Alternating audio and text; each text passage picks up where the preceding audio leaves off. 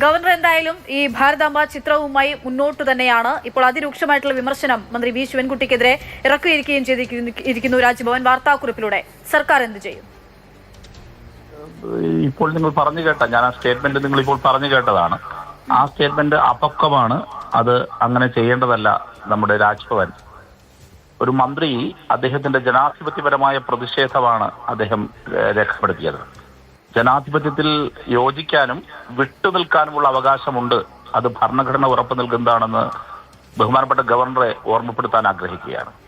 അങ്ങനെ വിട്ടുനിന്നാൽ അതിനെ ഷോ എന്നെല്ലാം തന്നെ വിശേഷിപ്പിക്കുന്നത് വില കുറഞ്ഞ വാക്കാണ്, വില കുറഞ്ഞ രീതിയാണ്. അത് സ്വന്തം നിലയ്ക്ക് തന്നെ രാജ്ഭവൻ കൂടുതൽ തരം താഴുന്നതിന്റെ ലക്ഷണമാണ് ആക്കേണ്ടത്. ഇവിടെ യഥാർത്ഥത്തിൽ ഭാരതാംബയുടെ ചിത്രമാണല്ലോ തർക്ക വിഷയം. ഗവർണർ വിശദമാക്കേണ്ട ഒരു കാര്യം, ഈ ഭാരതാംബ അതിന്റെ ചിത്രവും ഇത് ആര് വരച്ച ചിത്രമാണ്, ആര് നിഷ്കർഷിക്കുന്ന ചിത്രമാണ്. ഇന്ത്യൻ ഭരണഘടന അങ്ങനെ ഒരു ദേശീയ ബിംബം നിഷ്കർഷിക്കുന്നില്ല. നമ്മുടെ ഔദ്യോഗികമായ ചിഹ്നങ്ങൾ, പതാക, ഇതെല്ലാം ഭരണഘടന തന്നെ നിഷ്കർഷിക്കുന്നുണ്ട്.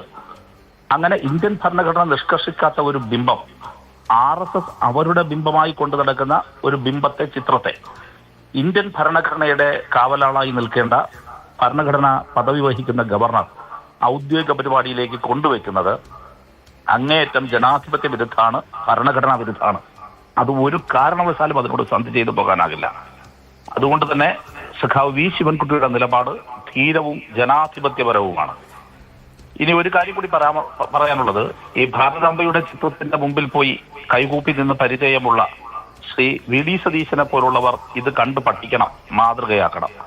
ഗോൾവൽക്കറുടെ മുമ്പിൽ, അതോടൊപ്പം തന്നെ ഇന്ത്യയുടെ ഇതുപോലുള്ള ഭാരതാംബ ചിത്രത്തിന്റെ മുമ്പിലും പോയി കൈകൂപ്പി നിൽക്കുന്ന ശ്രീ വി ഡി സതീശനൊക്കെയുള്ള കൃത്യമായ പൊളിറ്റിക്കൽ മെസ്സേജ് കൂടിയാണ് ഞങ്ങൾ കൊടുക്കുന്നത്. ഞങ്ങൾക്ക് അതിലൊരു കൃത്യമായ നിലപാടുണ്ട്.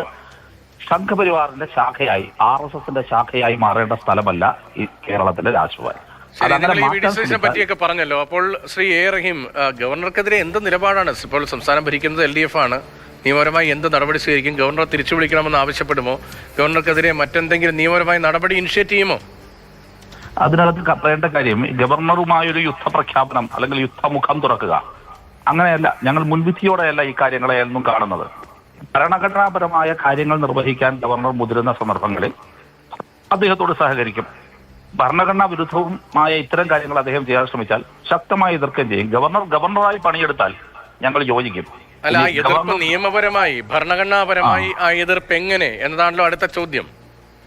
അത് പറയാം. അതായത് ഇപ്പോൾ രണ്ടാമത്തെ സംഭവമാണ് ഇത്തരത്തിലൂടെ ഉണ്ടായിരിക്കുന്നത്. തുടർന്ന് കൂടിയാലോചിച്ചതിന് ശേഷം ഗവൺമെന്റ് നിയമവൃത്തങ്ങളുമായും കൂടിയാലോചിച്ചതിന് ശേഷം ഉചിതമായ തീരുമാനമെടുക്കുകയായിരിക്കും ഉണ്ടാവുക. അത് രാഷ്ട്രീയമായും നിയമപരമായും ആലോചിച്ചെടുക്കേണ്ട ഒരു തീരുമാനമാണ്. ഞാനിപ്പോൾ ഉത്തരം പറയേണ്ട കാര്യം, മറുപടി എനിക്ക് പറയാനാകില്ല. പക്ഷേ ഞങ്ങളുടെ മെസ്സേജ് ഈ രണ്ട് സന്ദർഭങ്ങളിലും പ്രകടമാക്കിയിട്ടുണ്ട്. അത് സഖാവ് പി പ്രസാദും സഖാവ് വി ശിവൻകുട്ടിയും ഞങ്ങളുടെ മന്ത്രിസഭയുടെയും ഇടതുപക്ഷ ഗവൺമെന്റിന്റെയും കൃത്യമായ പൊളിറ്റിക്കൽ സ്റ്റേറ്റ്മെന്റ് ആണ് പ്രകടിപ്പിച്ചിട്ടുള്ളത്. ഗവർണറുടെ ജോലി എടുക്കൂ, RSSന്റെ ജോലി എടുക്കാൻ നിന്നാൽ അതിന് ഞങ്ങളെ കിട്ടില്ല.